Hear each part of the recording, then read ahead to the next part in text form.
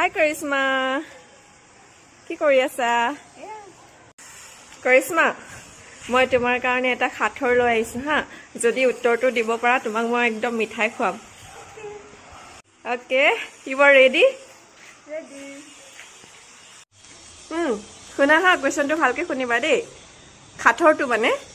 পানী আছে মাছ নাই জংঘল আছে বাঘ নাই উত্তৰটো দিয়া কোৱা পানী আছে মাছ নাই পানী নাই জংঘল আছে বাঘ নাই নো নো নো এইটো চিটিং নহ'ব নহ'ব